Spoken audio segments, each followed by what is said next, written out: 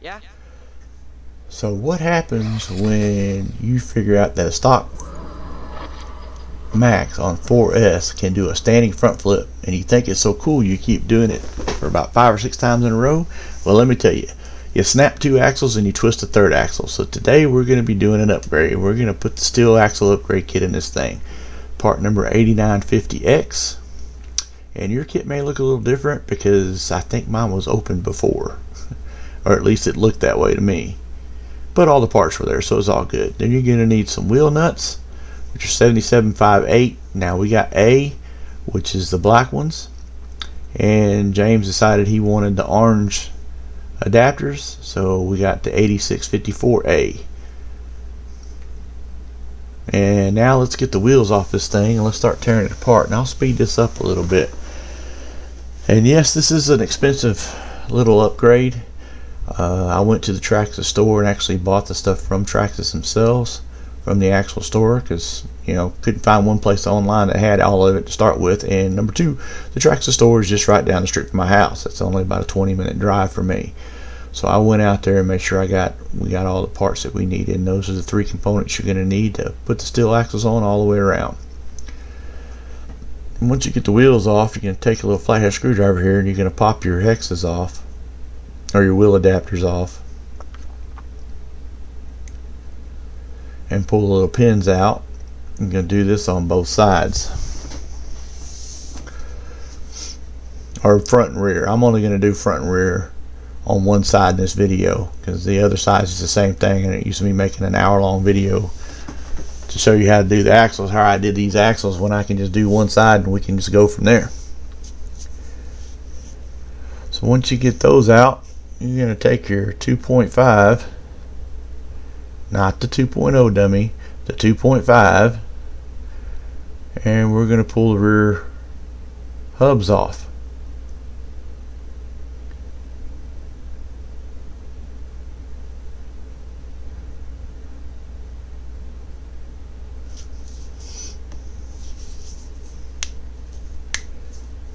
And once we get these rear hubs off, then we can pull the axles out of it, and then we'll continue on from there.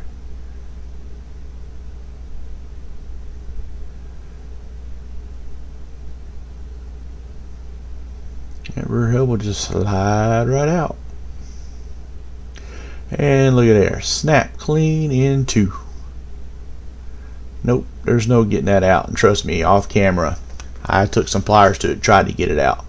Now you're also going to pull all your bearings out of your hubs, because the new kit comes with new outer and inner bearings for all 4 hubs. So let's get this kit open. Let's take a look at everything that's inside.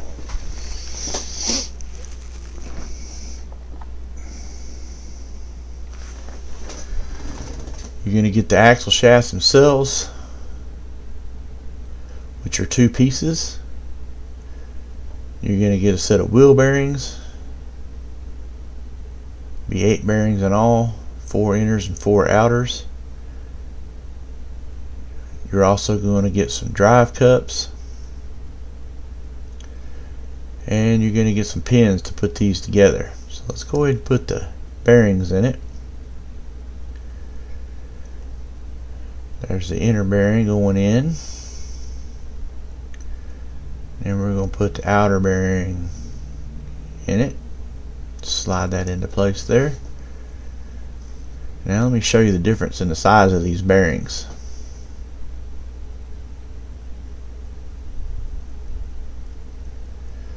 The old bearings are going to be on your left, the new bearings are going to be on your right. Pretty big difference in the bearings. But I'm going to keep these old bearings anyway, because you never know when you may have a use for, I don't know, the size of a bearing somewhere. I believe that outer bearing is used elsewhere on this thing as well. So now let's put one of the axles together. You're going to need the 2 pieces, and then you're also going to be a little piece that sits inside there. You're going to push that piece through the hole.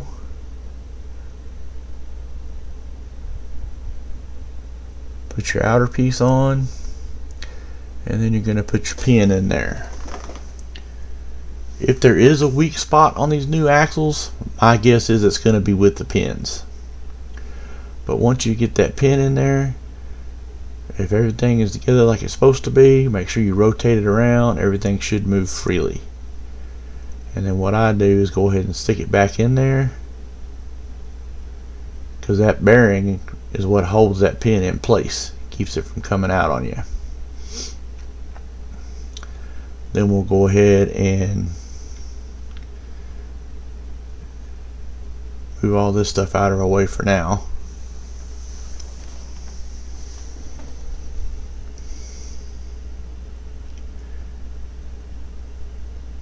And we'll get our 17mm adapters out.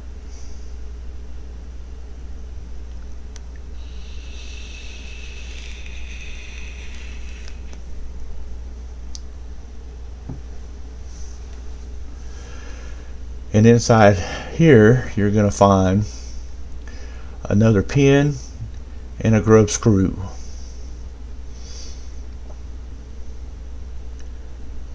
So what you do is you get this adapter out,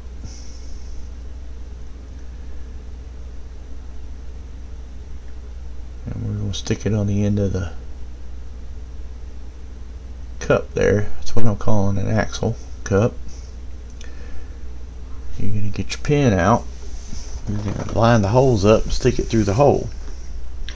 You want to make sure when you do this, before you put that set screw in there, before you tighten it down all the way, you've got that pin flush on both sides. You get that pin sticking up on one side or the other, you're going to play hell putting your tires back on, that's for sure. Now, one of the cool things about putting these adapters on here, and I haven't tried it yet, but I know it'll work. These are the same size hexes that the X-Maxx uses. And it's the same size wheel nut now. It's the same, you know, everything on this outer hub is the same as on an X-Maxx. Now I start threading this thing in by hand with this 2.0, and there is too much Loctite on this thing to be doing it by hand. So I'm going to run it down as tight as I can while holding it with the power drill. And then once I get the tires back on it, I'll go back around them and I'll snug it up some more, since I'll have a little something else to grip onto. But what I was saying is, now that it's got the same size outers as the X-Maxx with the same wheel nuts and everything else, X-Maxx tires should fit on this thing.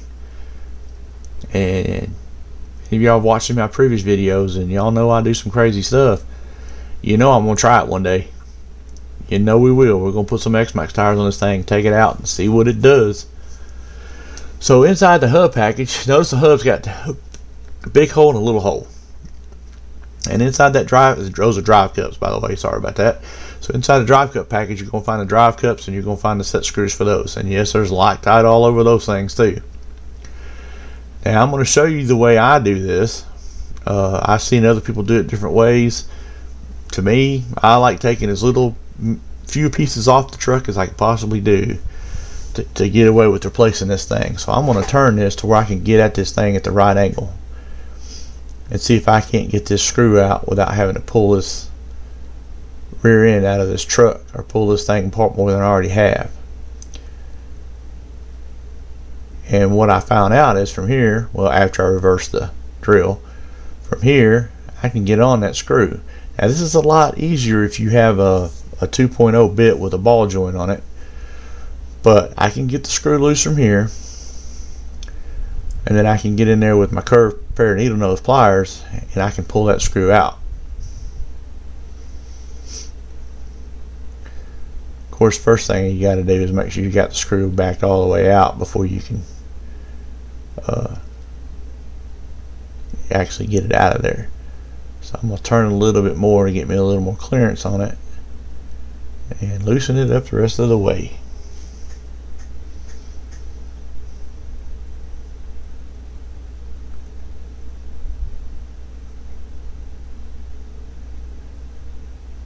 And there it is. And that's what a busted one looks like.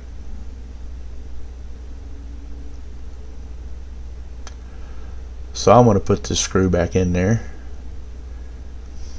and I'll keep it for a rainy day. Not sure what else it'll fit, but you know, as my wife says, I'm a hoarder.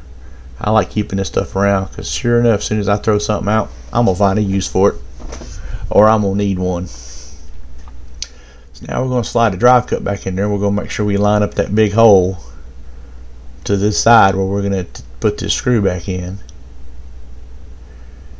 And then we're going to try to put this screw in.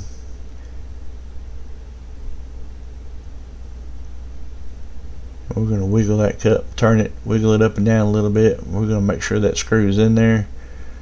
Push it in as far as we can with our finger. And then we're going to take our handy dandy little tool here and we're going to drive this sucker home. After we reverse the drill again, dummy. Righty tighty, lefty loosey. Alright, I'm not quite getting the grip on this thing that I want. It's not getting all the way up in there the way I want to. So what I'm going to do is, I know there's a way to do this. I've replaced this rear axle before without tearing this thing apart, and I didn't have any issues.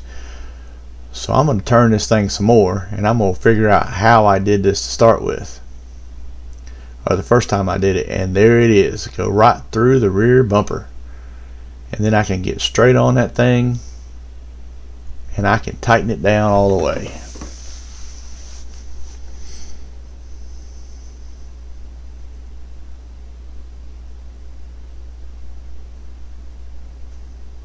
Matter of fact, I got such a good connection on this thing, my bit about gets stuck.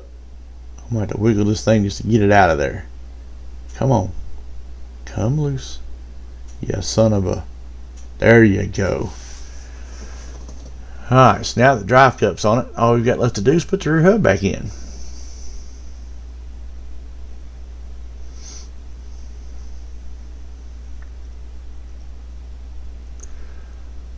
So we're going to line this thing up.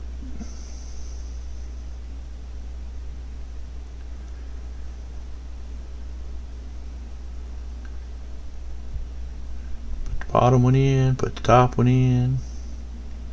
Top one goes in from the other side, dummy.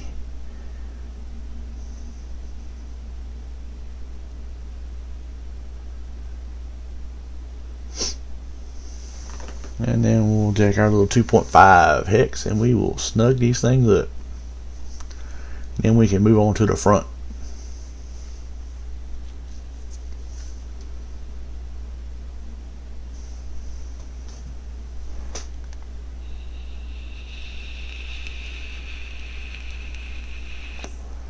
Should I make sound effects? Oop, nope, almost stabbed my hand because it slipped out.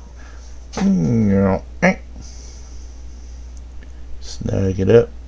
Now I don't run these all the way down. I run them down almost all the way, but I hold that thing loose in my hand so it'll spin when it starts to tighten. That way I can put the final torque on it by hand. I don't want to be stripping out no, the screws inside that, stripping out that plastic. Not sure why I'm opening the wheel nut here. It ain't like I'm fixing to put a tire on. Get that crap out of the way. Let's go to work on the front.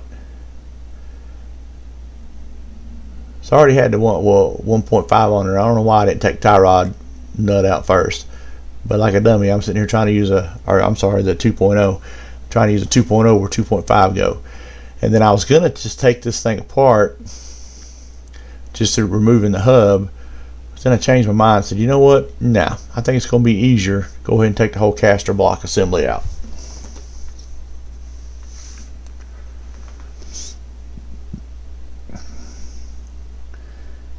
And in hindsight, it might have been a little easier just to take the hub out, because putting that inner bearing in with that caster block assembly on there, it was a little fidgety.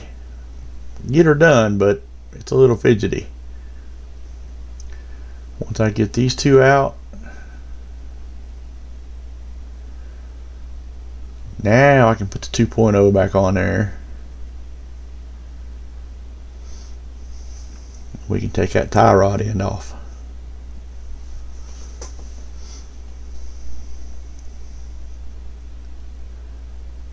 speaking of the tie rod ends, that may be the next upgrade we do on this, to get some adjustable tie rods on it.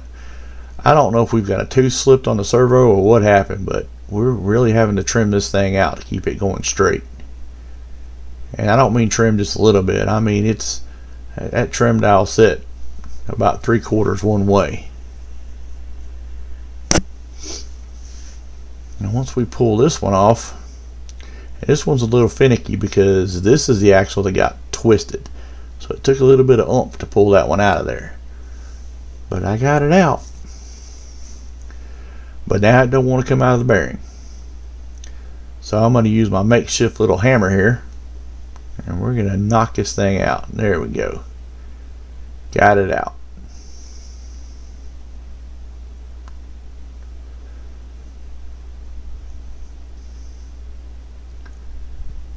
Thought about pulling the bearing off the end of that, but why? I don't need it. I'll pull it off later off camera. So now we're going to flip this thing up and we're going to pull this out. And it's not going to look like it in the video, but the front was actually easier to get to than the back was on these screws, on these grub screws that are holding this axle on. But that ain't the direction you go from. Guess I was thinking to myself, you know what? Did the rears to the bumper, I can do the front to the bumper. Nope. Twist it around, dummy. Get it down there where it's going to line up.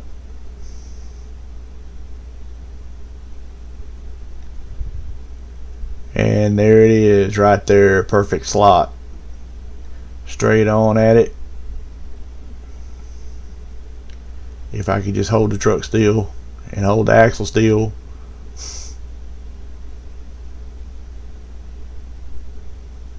We can pull that screw right out of there.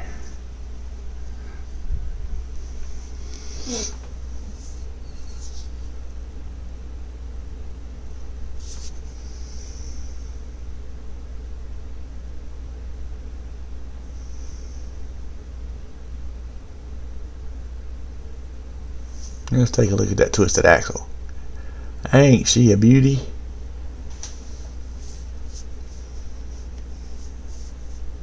And I'm not saying the front flips we did on this caused all this damage, or caused the axles to completely break, or caused them to twist, because we are very rough on this truck. And we'd already just spent 2 days at the beach running these things around, doing backflips off of sand dunes and stuff like that, and he loves using the self-righting feature. I'm always telling him, look, the thing's 5 feet away, go flip it over yourself, get you some footage.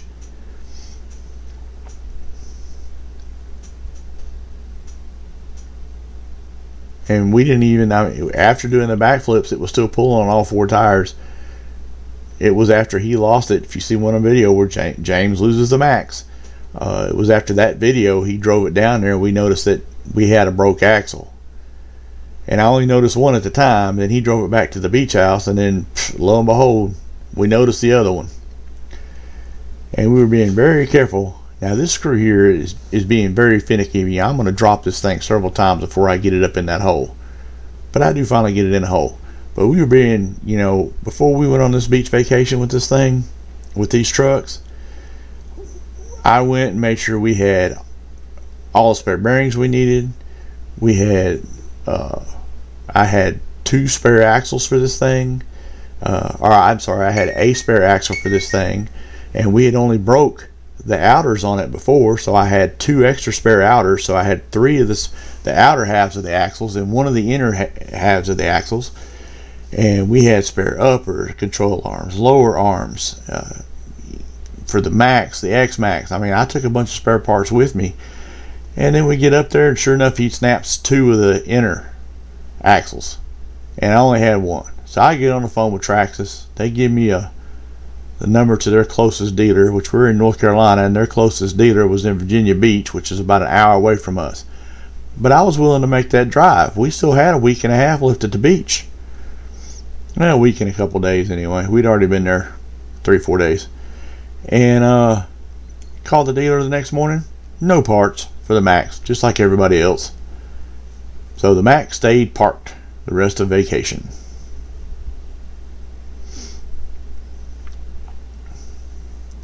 So there's that screw. We got it up in there. We got it all good and snug. Now we're going to build us another axle and get this thing put back together.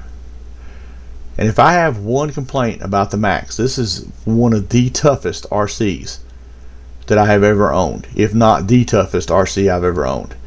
This thing will do stuff that the X-Maxx will do and not break when the X-Maxx breaks something. This truck impresses me more and more every time we take it out. If I had one complaint with this truck, it would be that Traxxas is not getting the parts out to the local hobby shops like they should. Even their authorized dealers don't have parts for these things.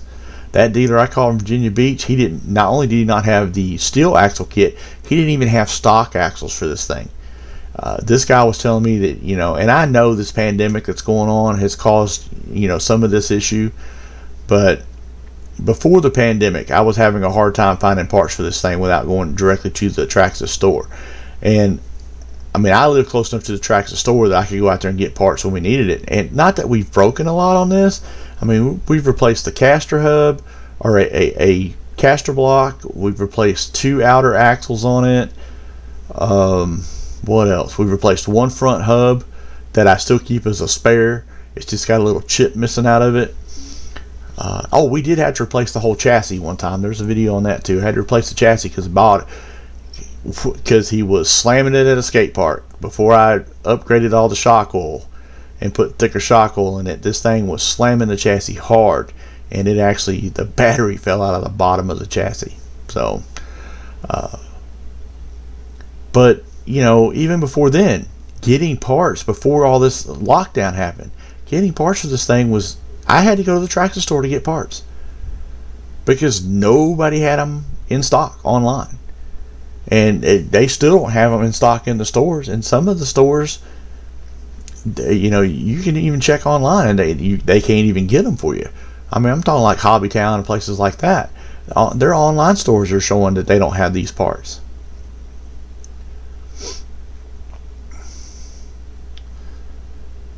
Alright, so we're going to put this thing back together now.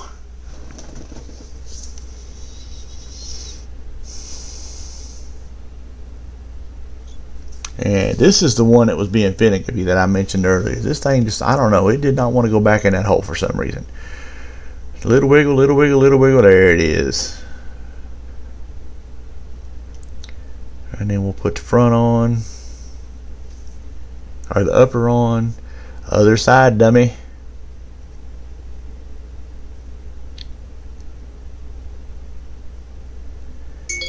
And then we'll put our tie rod end in. And this was being finicky with me too. I could not get this stupid thing to line up right.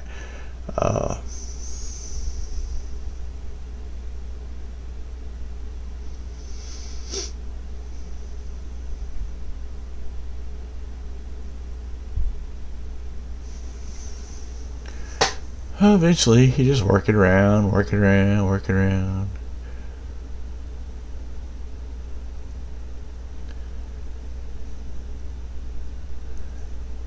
It's going to go eventually. I promise it does. I didn't leave it off.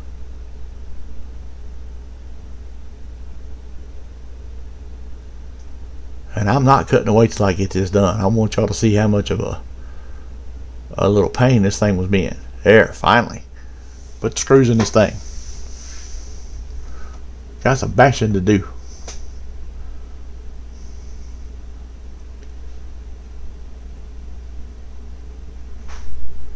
See how I let that thing spin in my hands? And then I give it the final little twist by hand. So I don't take a chance on stripping out that plastic. Another little tidbit. I haven't had to do it on this truck yet, but I've had to do it on the like my Bandit, my Rustler, my X-Maxx. You get one of these screws that keeps backing out on you. Back it out a little bit, put a little dab of tire glue on the threads, and then screw it back up in there. Won't back out on you no more. Somebody told me I was crazy for doing that once. So, well, you're going to end up pulling the threads out of it, you know, the A-frame or something. Well, you know what? If I'm pulling it back apart, it's probably because something broke in the first place. Like an A-frame. Alright, so now we put the wheel on. Start putting these nuts on here. And let me tell you, they put so much Loctite on these things, it was a pain to get these nuts tightened up the first time on these wheels. I mean, I had my little power driver here, and it wouldn't do it. It got them started enough to where I'm gonna show you, you know, me going back in and retorquing that grub screw in the center of that 17mm adapter, that hex adapter. But I actually had to end up getting I couldn't find my tire tool from Maxx. Had that thing for years, always sat on top of the toolbox, not there. So I ended up going to get me a 3/8 ratchet and putting it with that socket to tighten these things all the way down. Because my little tool just wasn't cutting it. Plus the socket I'm using is not going down into those rims. It's a 6-point and it's a little bit thicker, so it wasn't going down in those rims. I had to go find me another 17mm socket. But I got them tight enough I could grab these tires here and tighten these things up. But yeah, I had to go find me another little 17mm socket and use a 3/8 ratchet and tighten these things down. So that's pretty much it. That one side's done. Just flip it over, repeat the other side, and bash on. Hope you enjoyed.